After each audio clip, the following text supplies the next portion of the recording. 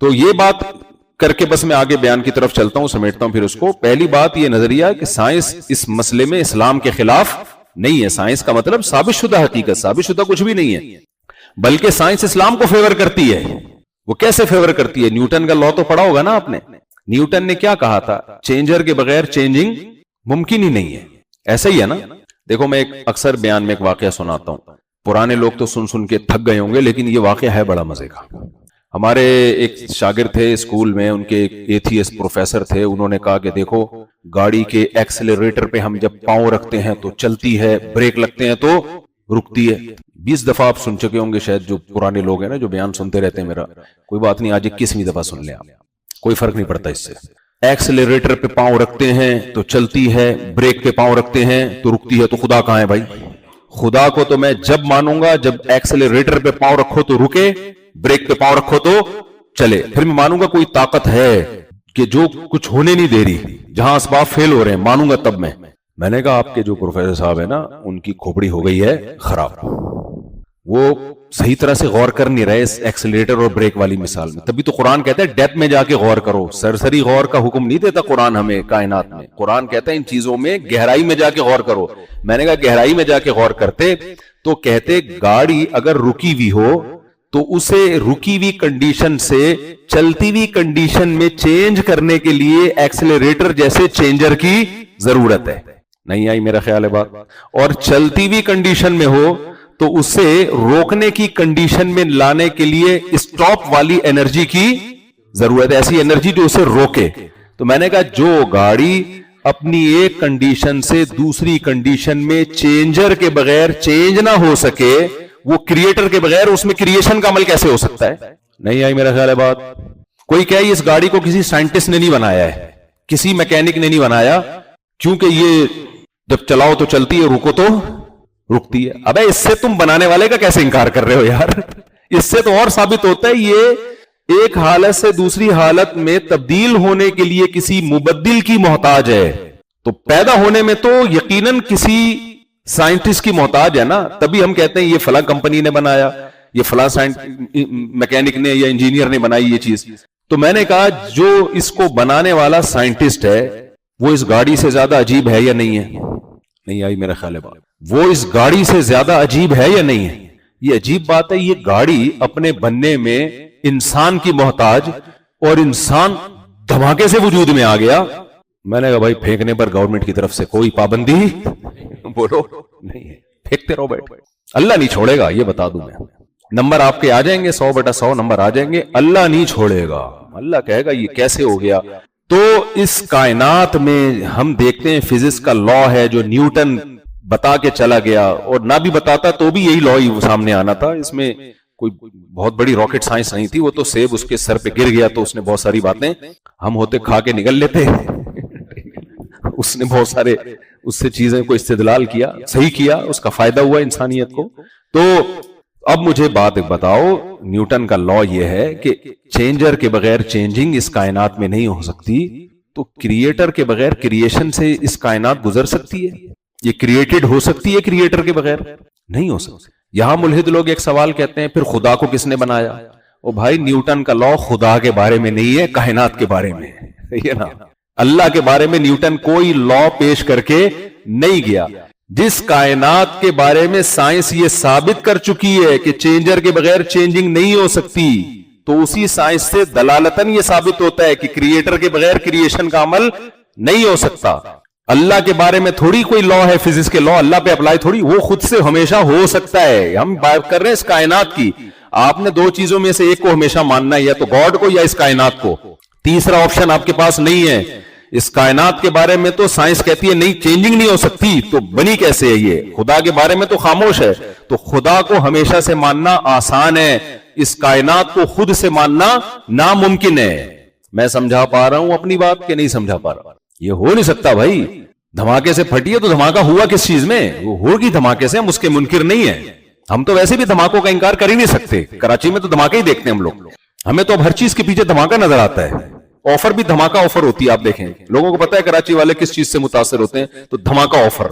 تو اور انڈیا پاکستان تو ہے ہی دھماکے پہ ہی سیٹ ہو چکے ہیں. ووٹ لینے ہوتے ہیں تو بھی دھماکے, سیاستدان کو ووٹ لینے وہ دھماکے کروا ووٹ ملیں گے آپ کو. تو ہم لوگ سیٹنگ ہماری کس پہ ہے؟ دھماکوں پہ. تو ہمارے لیے یہ ماننا آسان ہے کہ ہم دھماکے سے وجود میں آئے, لیکن میرے بھائی یہ دھماکہ کسی نے کیا ہے, یہ خود بخود نہیں ہوا. اتنا خوبصورت دھماکہ آٹومیٹیکلی نہیں ہو سکتا, اور ہونے کے لیے کچھ انرجی یا کچھ مادہ تو چاہیے نا. وہ کہاں سے آ گیا؟ تو وہ کہاں سے آ گیا؟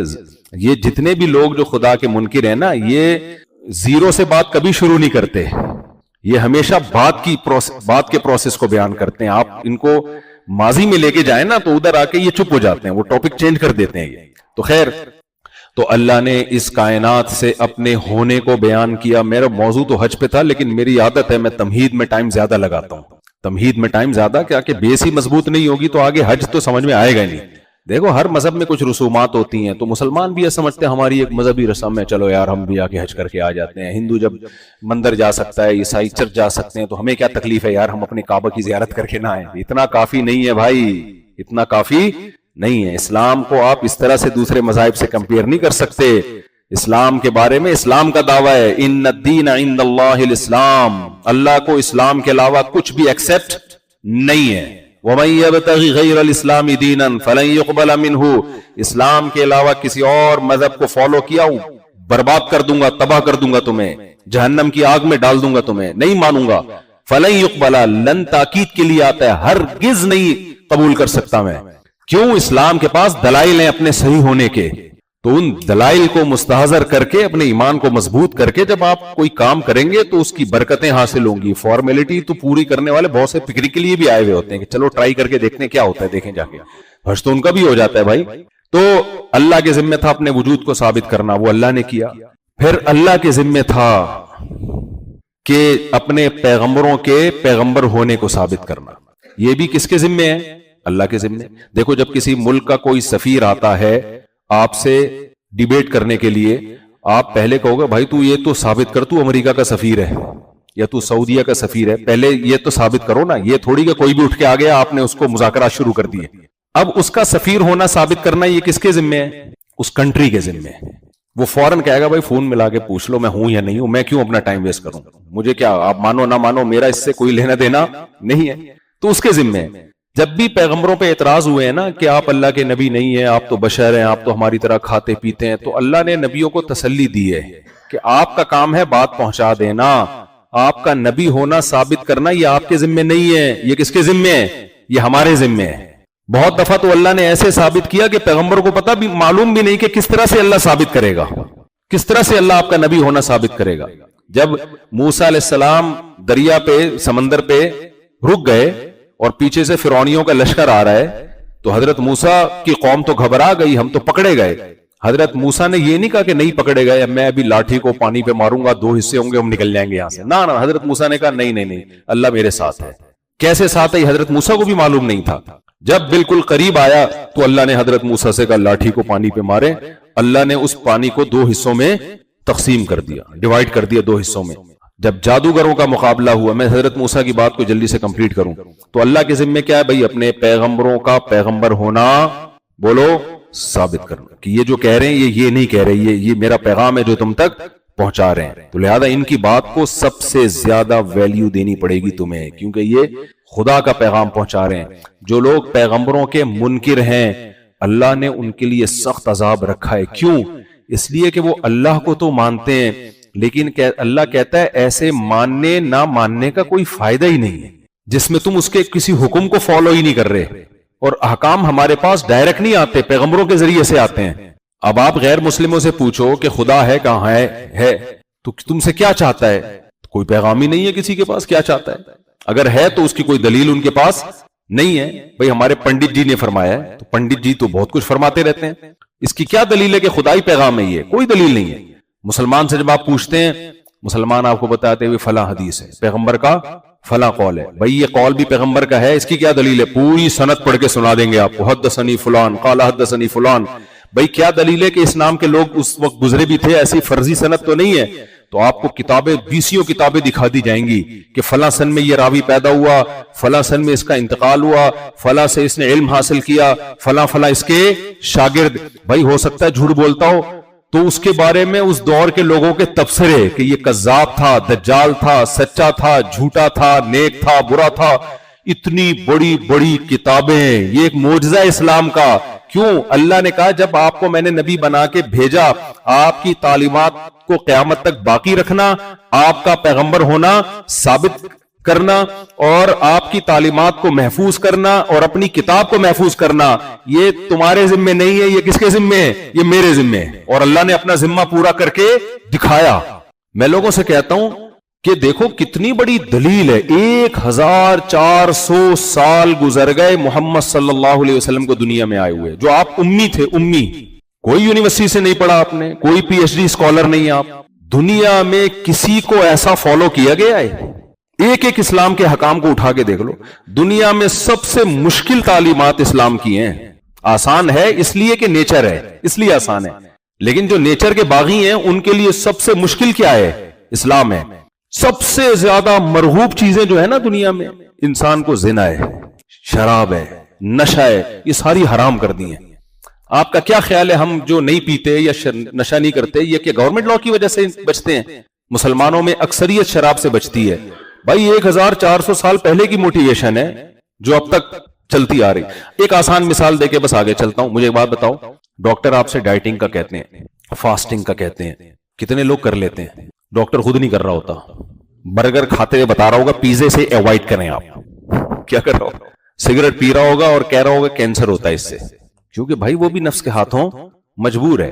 وہ پراٹھے کھا رہا ہوگا گھی کے اور کہے گا آئل سے آپ ایوائڈ کریں. چند ڈاکٹر ہیں جن کی صحت میں نے اچھی دیکھی ہے جو اپنی فزیکل فٹنس کا خیال کرتے ہیں، ورنہ ڈاکٹروں کی میجورٹی بھی ہمارے اور آپ جیسی ہوتی ہے. حکیموں کو بھی ہم نے یہی دیکھا ہے، سب کچھ لوگوں کو مشورے اچھے اچھے دے رہے ہوں گے، خود پھوڑ پھاڑ رہے ہوں گے سب کچھ بیٹھ کے.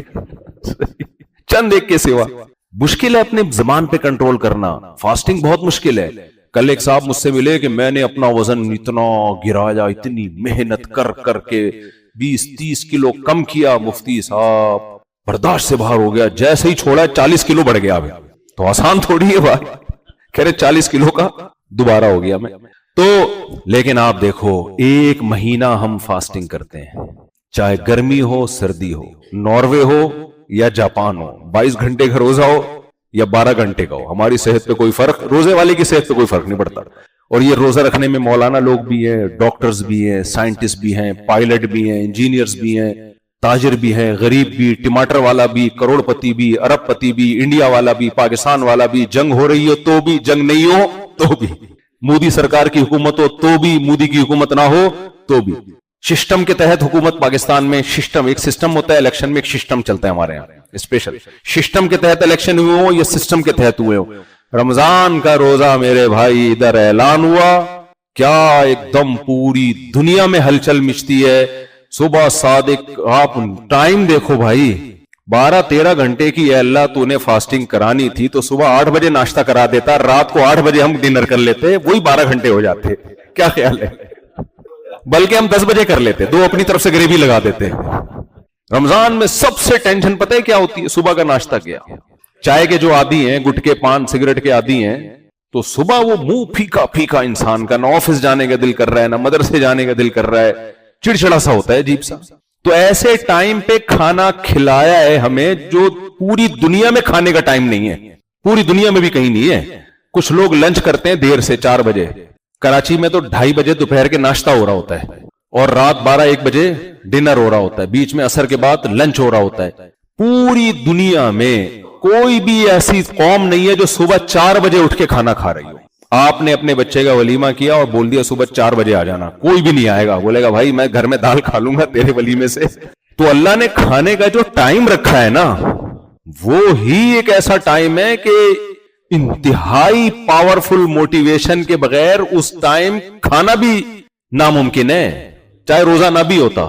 اٹھے ہوئے ہوتے ہیں پوری دنیا میں مسلمان. ہم کراچی میں دیکھتے ہیں نا، گھروں میں برتنوں کے بجنے کی آوازیں آنا شروع، ہر آدمی اپنا منجن بیچ رہا ہوتا ہے، وہ آ جاتے ہیں بھونپو لے کے سحری اٹھانے. بھائی تم نہیں اٹھاؤ، ہم پہلے سے اٹھے ہوئے ہیں. ان کو بھی روکڑا چاہیے ہوتا ہے نا عید والے دن. تو پھر کیا ہے، افطاری میں آپ دیکھو نماز کا ٹائم رکھ دیا، ادھر کھایا ہے آپ نے اور مغرب کی اذان. پھر عام دنوں میں 5 نمازیں فرض ہیں، رمضان میں بھائی 4 ہو جاتی، لیکن تراویح کی نماز الگ سے رکھ دی. تو کتنی ٹینشن. میجورٹی مسلمانوں میں یہ سب کچھ کر رہی ہوتی ہے.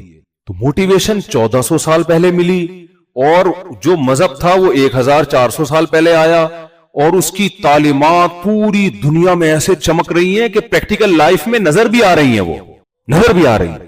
بھائی یہ سچے پیغمبر کے بغیر یہ ممکن نہیں ہے. معاذ اللہ کسی جھوٹے شخص پر لوگ ایسا جمع نہیں ہو سکتے. زنا ہماری سوسائٹی میں کم ہے, غیر مسلموں میں زیادہ ہے. زنا سے بچنا آسان نہیں ہے. اور نکاح کتنی مشکل چیز ہے بھائی. ساری زندگی کے لیے ایک عورت کی ذمہ داری اٹھا. ابھی کل کی بات ہے, یہاں شاید وہ آئے بھی ہوں بیان میں, وہ کسی کنٹری کا واقعہ سنا رہے تھے, کسی مغربی کے کوئی اسسٹنٹ تھی, اس نے پوچھا کہ مسلمانوں کا پوچھا نا کہ تمہاری وائف کیوں نہیں جاب کر رہی. اس نے کہا ہماری وائف تو گھر میں پیڑے کھاتی ہے بیٹھ کے. یہ میں اپنا دکھ استغفر اللہ, یعنی انہوں نے تو پیڑے کا لفظ استعمال نہیں کیا. یعنی ہم سب کے وائفیں پیڑی یعنی اچھے وہ خواتین بھی سن رہی ہیں, الحمدللہ پیڑے کھا رہی ہیں. اللہ ان کو اور توفیق دے کھانے کی.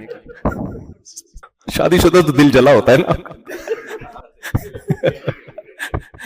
تو یعنی کمانے کی ساری ذمہ داری کس کے کندھوں پر ہے؟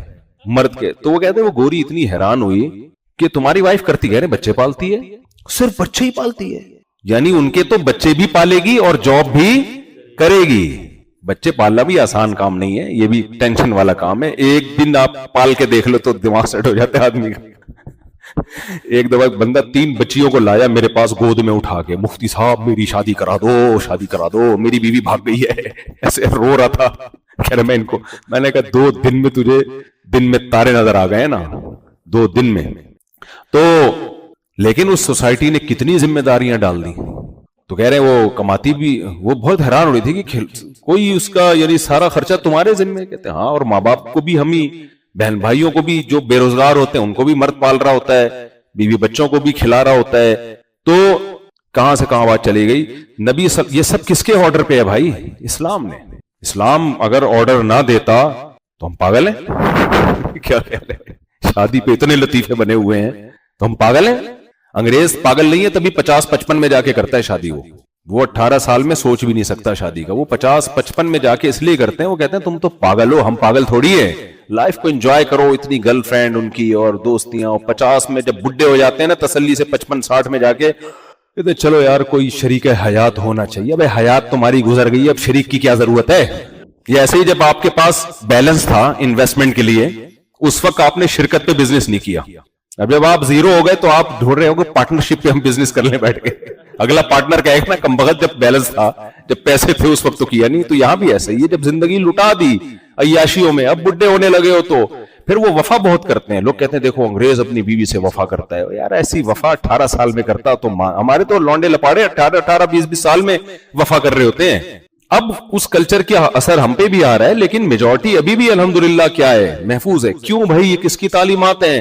محمد صلی اللہ علیہ وسلم کی. اس حج کو آپ دیکھ لیں, کیا ہلکی عبادت ہے حج. 15-20-30 لاکھ روپے خرچ کرنا, کیا مل رہا ہے یہاں پہ ثواب؟ اس کے علاوہ کچھ بھی نہیں مل رہا, کچھ بھی نہیں. پہلے تو حاجیوں کی عزت بہت ہو جاتی تھی, ساری زندگی حاجی حاجی کہلاتے تھے. اب تو جب سے حاجیوں نے چرس کا کام شروع کیا ہے نا, وہ عزت بھی الحمدللہ. کیونکہ میں تاجروں سے ملتا ہوں نا, جو اسمگلر ہوتے ہیں ان سے بھی, ہر طرح کے لوگوں سے ملتا ہوں. تو پچھلے سال مجھے یاد ہے کوئی, اب تو انہوں نے توبہ کر لی کہ وہ انویسٹیگیشن والے مجھے نہ اٹھا کے لے جائیں کون ہے بے. تو میں نے ان سے پوچھا یار بڑے بڑے اسمگلر کا نام بتاؤ. تو حاجی فلاں, حاجی فلاں, حاجی فلاں, صاحب کے ساتھ کیا لگا ہوا ہے, حاجی الحاج فلاں. جتنے ہیروئن اور چرس کے اسمگلر سب حاجی. تو اس لیے حاجی کی اب نہ عزت آپ کو کوئی بہت زیادہ ملے گی. اب ویسے بھی حج لوگ کر ہی رہے ہیں, پہلے تو بہت کم لوگ کیا کرتے تھے. دوسرا کیا ہے, ٹینشن کتنی ہے. حج کے 5 دن کتنا ہی وی آئی پی حج ہو, آدمی کو ٹینشن ہوتی ہے. کل ایک صاحب آئے حج قران کر رہے تھے, وہ کہہ رہے مفتی صاحب بغلوں سے بو آ رہی ہے, بہت نہا لوں. میں نے کہا بو تو آئے گی بھائی. تو نہا سکتے ہیں صابن کے بغیر, تو خوشبو نہیں لگا سکتے. تو کتنی یہ 5 دن کی ٹھیک ٹھاک ٹینشن ہے, چاہے کتنا وی آئی پی حج ہو جائے. عرفات میں پھر آگے جو پیدل گاڑیوں میں جائیں گے اور پریشانی ہوتی ہے, ٹرین میں جائیں گے اور لوگ کہتے ہیں ہم تو ٹرین میں جائیں گے جی, ट्रेन में ट्रेन तक पहुंचने का जो टाइम है ना, लोग बड़े खुश होते हैं। अभी जहाज में एक साहब मुझसे मिले कि मैं तो अल्लाह का शुक्र है वहां अरफात से जब हम मुजदलिफा जाएंगे मैं तो ट्रेन में आराम से जाऊंगा। मैंने कहा ट्रेन तो आराम से मुजदलिफा चली जाएगी, तू ट्रेन तक कैसे आराम से जाएगा? वो अकेला तू थोड़ी जा रहा है भाई ट्रेन में, लाखों लोग और भी जा रहे हैं। तो वो जो भगदड़ मिचती है स्टेशन पे और जो पिस हो गए वो अलग है। कल मैंने अपने एक बड़े बुजुर्ग हैं जिनसे अल्लाह उनकी उम्र में बरकत दे, उनसे मेरे ताल्लुक भी है, तो मैंने उनके साथ परसों उम्रा किया। तो उम्रे में क्या हुआ कि वो उनको मैंने देखा वो धक्के खाते हुए जा रहे हैं इस्तिलाम करने के लिए। वो नहीं इस्तिलाम, जो हजर अस्वद का बोसा तो एहराम में इसलिए मना किया जाता है, खुशबू लगी हुई होती है, रुकने यमानी पे इस्तिलाम होता है। तो ऐसे हालांकि बहुत बड़ी पर्सनैलिटी है, लेकिन कभी उधर धक्के खा के जा रहे हैं, कभी उधर आ रहे हैं। एक अजीब दीवाना वाला मंजर होता है, दीवानों वाला मंजर होता है। तो यहां आके पर्सनैलिटी आपकी एक तरफ, सबसे पहले अल्लाह आपसे आपका लिबास उतरवा लेते हैं कि आप जो 3 पीस सूट, टाई और ये वाला कॉटन, ये कलफ और स्त्री की क्रीज और ये सब चीजें बगैर सिला हुआ कपड़ा पहनना है। एहराम इस कपड़े का नाम नहीं है, खूब समझ लें। एहराम का मतलब क्या है? एहराम में आने के बाद सिला हुआ कपड़ा नहीं पहन सकते। ये तो हम अपने जिस्म को छुपाने के लिए हमने पहना हुआ है कि कुछ तो पहनना है भाई। अल्लाह ने कहा कुछ भी पहनो, सिला हुआ कपड़ा नहीं पहन सकते। पर्सनैलिटी को साइड पे रख के आओ।